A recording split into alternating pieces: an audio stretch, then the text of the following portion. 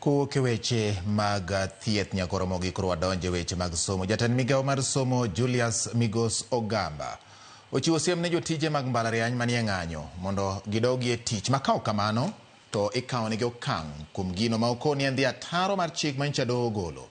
Magi owacho ka moko kuom jopuonjre mag mbalariany bende obwogo mar riwore kod jopuonj mag ng'anyono mar sundo piny owacho mondo oketie tim winjruok mane gibedo godo gi jotich mag mbalariany. Joja oko nigi ler mathoth kowuok Mombasa.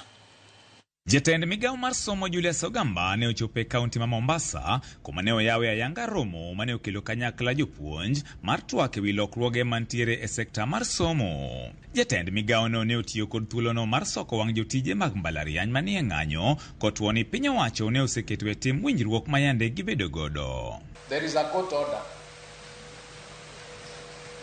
There is a what? And court orders are supposed to be obeyed.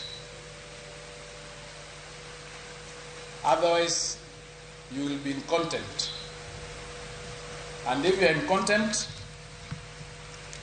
disciplinary action might be taken against you. Kata kamano, jotije mag mbalariany ma Technical University of Mombasa mane jodhi nyime kod ng'anyo margi ne okoni piny owacho ne ochopo mana achiel kuom winjruoge adek manyocha gichwalo.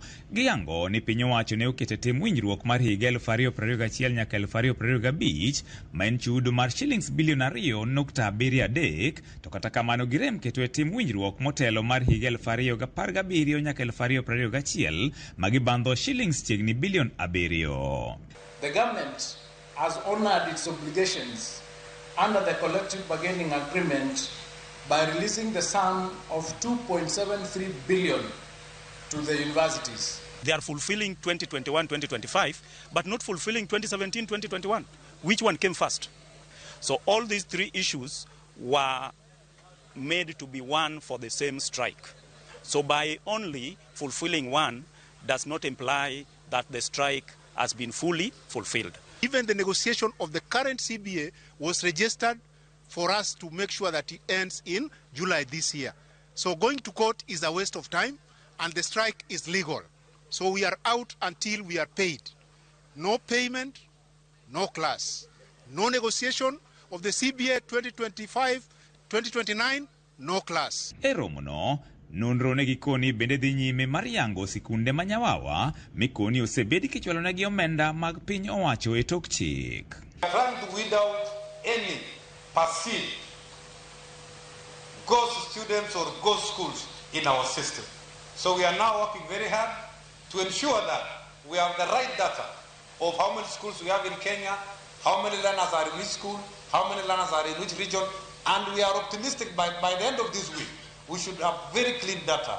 Magi ne giwacho katend jopuonjre mag mbalariany ma Technical University of Mombasa ne bende obuono mar riwore kod jotije mag mbalariany e ng'anyo margi mar sundo piny owacho mondo mi oketie tim winjruoge manyocha gibedo godo. As long as ni wadwaro ni mondo wadoge klas wasom, wakwayo ni jopuonj bendo mira tichgi. Gin bendo chulgi achula koka gidoge klas. Nikech kodhi mbele kama, wambe nyalo wacho ni kodhi mbele kama ni sirikal ok dwa chulogi, to wan bende wadhi chako ng'anyo. Kendo wadhi riwore gi jopuonje ng'anyo. Nikech wasechulo fee a system to kwasom. So I'd like to urge the government, please pay the lecturers. Jopuonjre mag mbalariany koro ywak ni kata obedo ni moko kuom gi osetieko chulo school fees, onge puonj ma giyudo ka jopuonj gi bendo ramo ni ok ginidoge klas ngang' nyaka chieng' piny owacho chop dwachgi. Wantiere school ka watiyo gi pesa, wachulo rent to wachiemo, ma jonyuol wa struggle to mondo mi wachiem. But watimo mae to gima duong' mokelo wa Mombasa ku ok timre.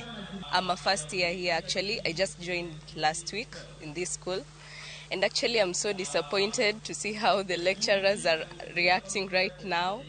George Aoko, Ramogi TV, Mombasa. Na koro mukikawa sura ni